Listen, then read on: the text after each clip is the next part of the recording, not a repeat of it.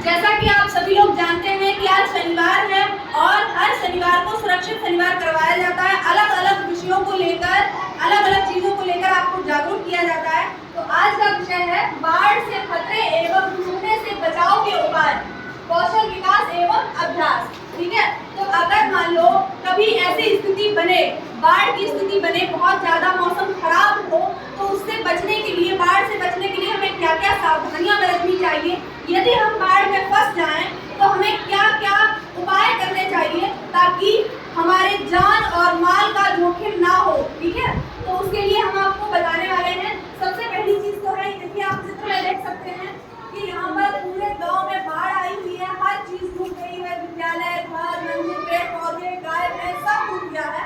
तो ऐसे में सबसे पहले अगर आप बाढ़ की स्थिति का सामना करते हैं तो आपको बिना देरी किए हुए किसी सुरक्षित स्थान पर जाना चाहिए, किसी ऊंचे स्थान पर पहुंच जाना चाहिए जहां पर बाढ़ का पानी आप तक ना पहुंचे।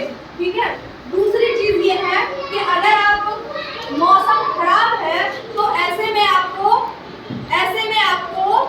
कभी भी नदी या तालाब में खराब मौसम में नहीं जाना चाहिए मछली पकड़ने के लिए या अन्य किसी कार्य के लिए। ठीक है, मौसम की अगर स्थिति खराब है, मौसम की स्थिति की जानकारी समय समय पर सरकार के द्वारा रेडियो, टेलीविजन, फोन के माध्यम से आप सभी तक पहुंचाई जाती है। ठीक है, तो आपको इन सब के बारे में अवेयरनेस रखनी है, जानकारी रखनी है। खराब मौसम में आपको नदी, तालाब या समुद्र के किनारे नहीं जाना चाहिए। अगर आप बाढ़ की स्थिति में पहुंच जाएं, बाढ़ की स्थिति में फंस जाएं, तो आप क्या करेंगे?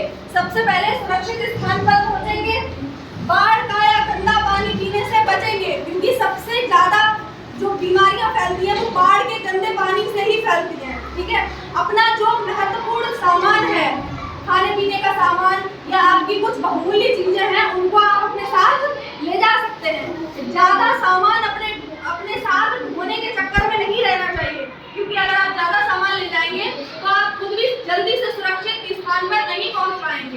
ठीक है, तो आप आज के सुरक्षित शनिवार के सेशन में आपने क्या सीखा? सबसे पहले बाढ़ का सामना हो तो सुरक्षित स्थान पर